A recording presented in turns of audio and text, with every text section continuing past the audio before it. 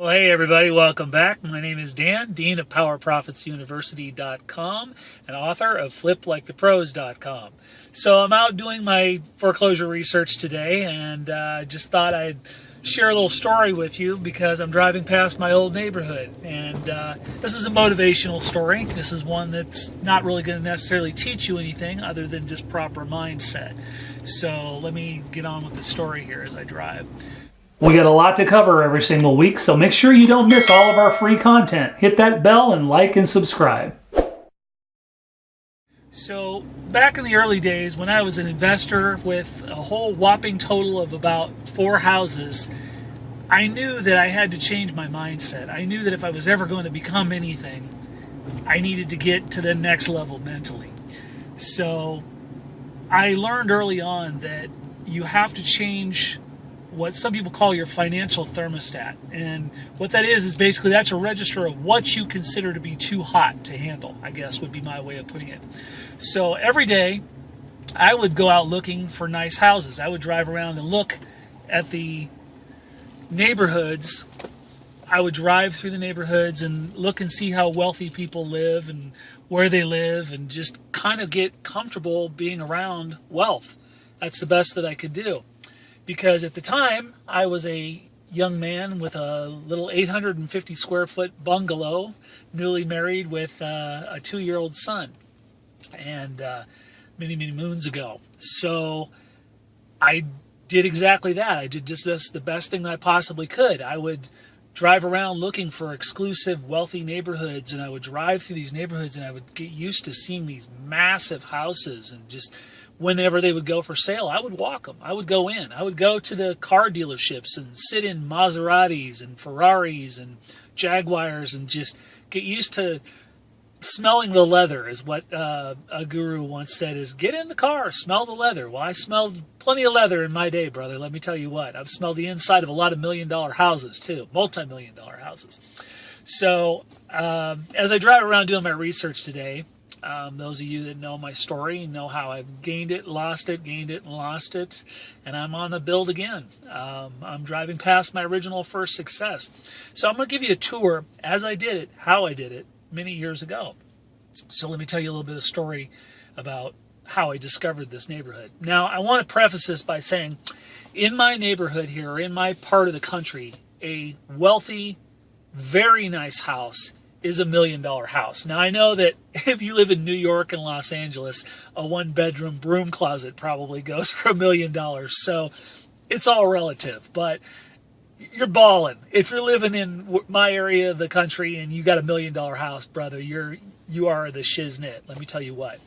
So I'm going to drive you through this neighborhood, and I'm going to let you see exactly what I saw. Trees are a little taller, neighborhood's a little more matured, but basically I'm going to show you what motivated me to become a killer real estate investor. So let me first tell you the story of how I discovered this neighborhood.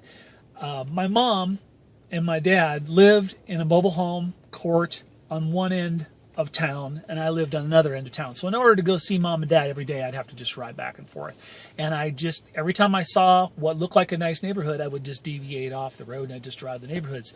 And to look at this neighborhood from the outside, it doesn't really look like much. It doesn't have the gated community and the guards and the Ferraris aren't coming and going and stuff. But when you get back here, it gets to be rather impressive very, very quickly. It's wrapped around by average bread and butter houses. The most exclusive thing that you will find is right behind me is the nicest golf course in my state. It's a private golf course, and actually kind of puts me in the mind of when I did move into this neighborhood. Like, the first person to visit me was the people from the golf course. They, hey, would you like to buy a $25,000 membership? I went, oh my God, are you out of your mind? But that's the story for another time. So how I discovered this was I just happened to be going over to see mom and dad, and I pulled through this neighborhood and I saw this and I thought, wow, this is really something. So I got really just, when it's right, it's right. And it spoke to me. I just said, this is where I want to live when I become successful. And so I'm going to take you on a little tour here in just a minute, but I'm going to tell you the story leading up to it.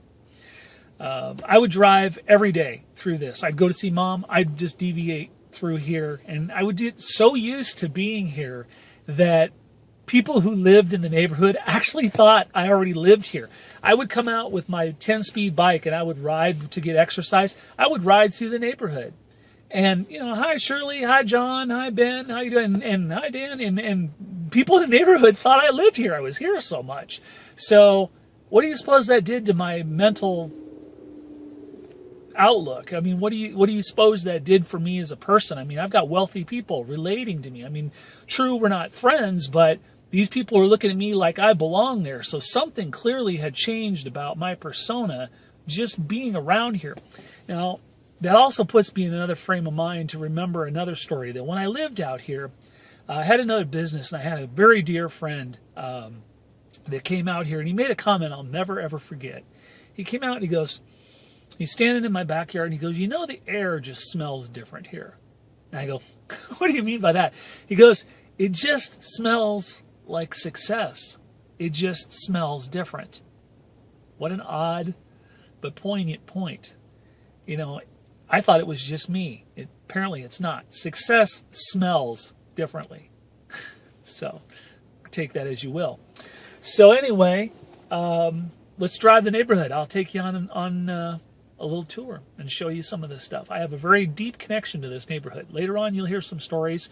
You'll hear a little bit more about how I came to be in this neighborhood. But for right now, I just wanted to just take you on a tour because I happen to be going by. Just wanted to show you a few things. I'm going to turn my camera around. Let's go for a drive. Okay, we're just coming in the entryway here. And as you drive around, you're not seeing things the way that I saw them. These trees have matured considerably since coming in. This neighborhood was built in the 1980s. My particular house was built in 1988, and we'll get to that here in just a second. But I think it's probably proper that I take the camera off and show you around at some of these houses. But one thing that is most notable about these houses is the amount of space that's around them. People that are in the other states probably would just kill to have yards. This particular house I've been in probably 6 times. No one ever lived in this house longer than probably about 2 months, because I'm guessing it just seems that they just can't hack the payments or whatever, but it's a gorgeous 6-bedroom house. So this one I have a particular affinity for because I own this one as well. This one's referred to as the Martha Stewart house because it has just a crazy amount of landscaping, and about every 3 months something new is popping up here. So we're early on in the spring and nothing has happened yet.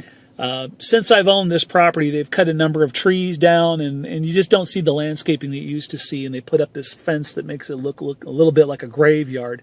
When I owned it, it had a much more colonial look to it. They put this terrible vinyl siding on it, which is a real shame. But this sits on about 1.5 acres of ground, and it's just absolutely amazing. I bought this house for $312,000, and now I believe it's worth roughly about $600,000.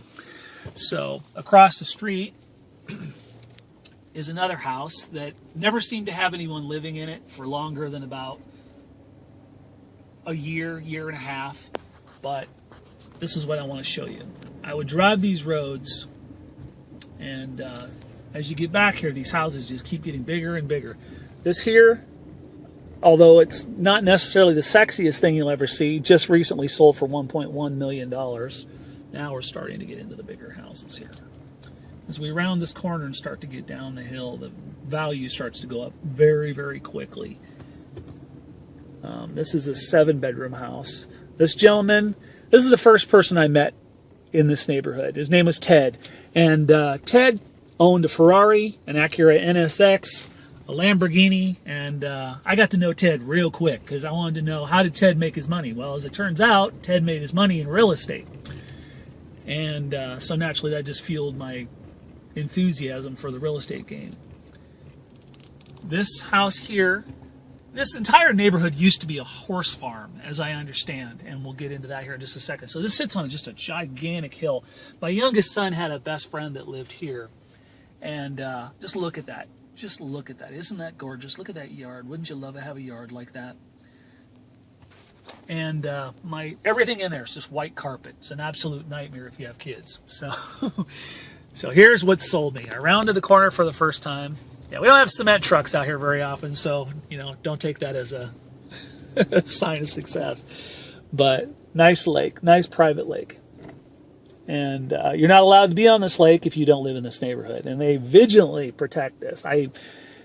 My son went out to go fishing one time, and it wasn't even 5 minutes, and they were on him asking if he lived here and had any right to be here. It was a little hoity-toity for my liking. But so here's the original horse farm that still has remnants. You can see the gates for the horses in back. So now we're going to get into the big stuff. So as you round this corner, the minute my eyes saw this, I knew I was home.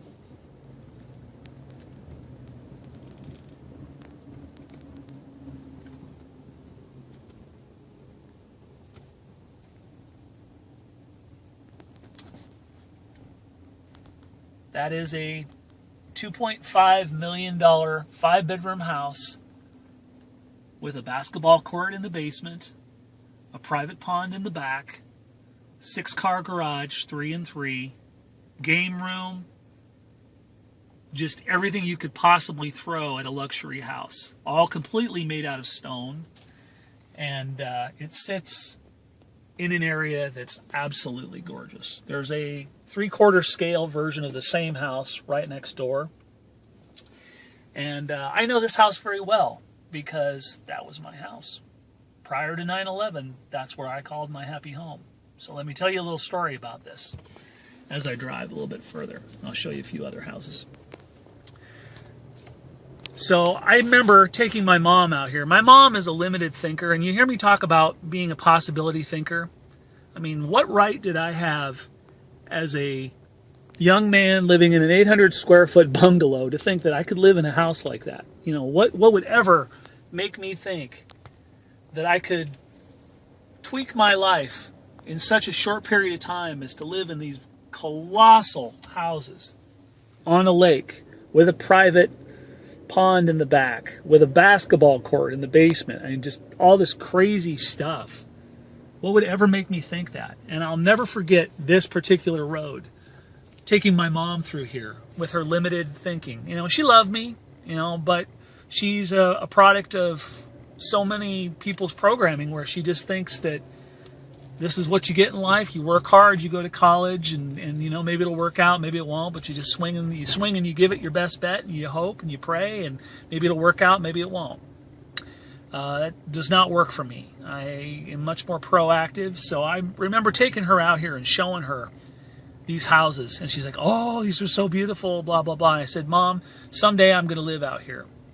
And here's another little private pond that runs through the middle of the property. There's geese, there's white swans that are raised out here, by the way. So I don't see them out here today, but so I remember parking in front of that house I just showed you, the house I later called home. And I remember telling her, I'm going to live out here. I was in her car, and she goes, "Oh, keep dreaming, honey." And I'm like, "Well, yeah, I am going to keep dreaming." And I'll tell you something else. I'm going to live in that particular house by the time my son turns 3 years old. What a crazy statement to make. Look at this. This house, I'm sorry I'm breaking up the story here a little bit, but hang with me. This house was built brick by brick, piece by piece from resurrected stone that's over 125 years old. Each piece of that brick was resurrected from a main street here in my town. And as it turns out, one of my ancestors worked in the brick factory that made those bricks. So that's kind of cool. So anyway, someday maybe possibly if that ever goes up for sale, I might walk through that. That's one of the very few houses I've never actually been in this neighborhood. But anyway, my mom says, "Good luck, honey," and just keep dreaming. Not in kind of a backhanded "I support you, but I don't really believe you can do it" kind of way. And I've heard other success gurus talk like this, and I've heard other people say that, if you want anything in life, you got to get angry. You got to get angry. You got to get mad. You got to want it. And there's another private lake in the back. There's lots of private lakes in this neighborhood. Been in this one about 6 times. Absolutely stunning house. So it made me mad. So right there on the spot, I said, no, you don't understand. I'm going to live in this house by the time my son turns 3 years old. And she just looked at me blankly like, I can't even register what you're saying right now. So we're coming back to the house here. We've circled around. We're going another direction. So here's the house. So I literally was right here when I made this statement. So there's the house. I'll zoom in a little bit so you can take a look at that. So when I said that to my mom, I said it with such ferocity that it just went right down into my core. I mean, I said it and I believed it. I'm going to move into this house by the time my son turns 3 years old. I'm not joking. Now, you want to hear something really crazy? Either I was really out of my mind or really just didn't want to have to listen to it or whatever it was, but I believed it. Now, here's the stupid part that most people never believe. The house wasn't for sale. It wasn't for sale. I mean, for me to say, no, I'm going to live in this house by the time my son turns 3 years old. And by the way, my son was 2.5 years old at the time when I said this. That's insane to even make a statement like that. So those of you who know me, those of you who watch my videos, you've heard me say this before, and this is the grand case, and I will say it again. The world will move to suit you. The universe exists to serve you if you let it. And let me tell you how it worked for me. So I continue to come out here and do my rituals every single day of driving the properties, going into the ones that were for sale, just being a part of out here and just changing my perspective on what is normal. And I swear I spent more time out here than I did at my own 850 square foot bungalow, which might as well have been a hotel room to me at this point in time because I never identified with it as home. And this to me was home. And it's not a matter of if at this point in time, it's a matter of when.